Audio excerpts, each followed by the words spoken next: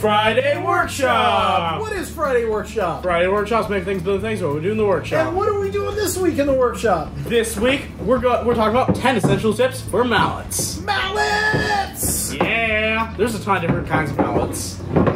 So, here we go! Tip number 1, choosing the right mallet. We have round mallets. Typically, round mallets are better for like carving.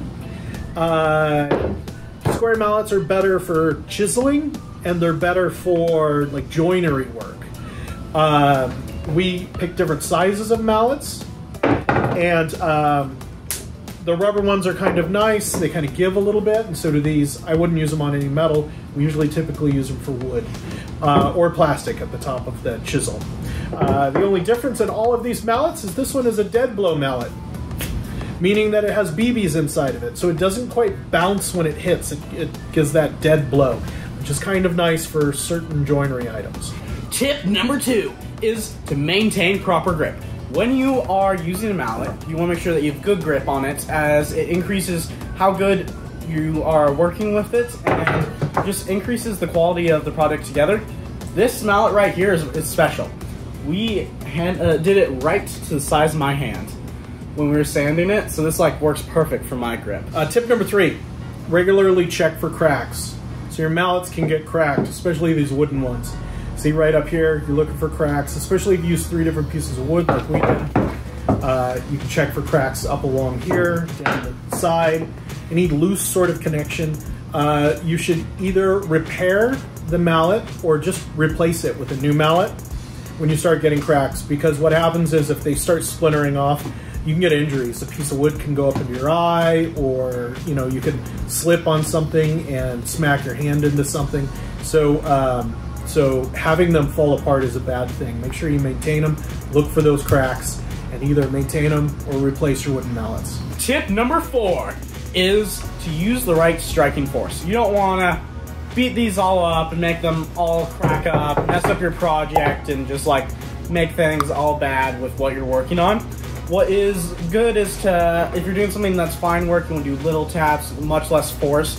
If you're doing something that's a giant project, it may require more force, but it's better to go on the safe side than go overboard and mess up the whole project. So that's tip number 4. On to tip number 5. Tip number 5 is to protect the head. These are wooden mallets. They chip, crack, split, do all the other things with all of the different heat temperatures. They expand and they contract, and they can get crazy. So, oil them up.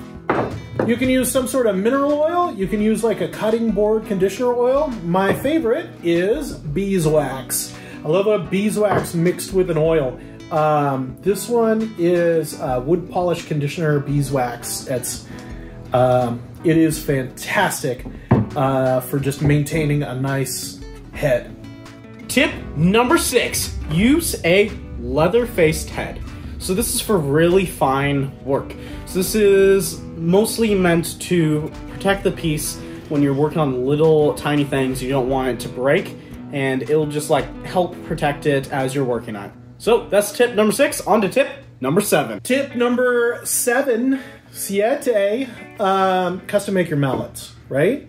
So we put leather on this one. This one is bigger than normal, right? This one is made for Dom's hand, exactly to fit his hand. This one is made to fit my hand.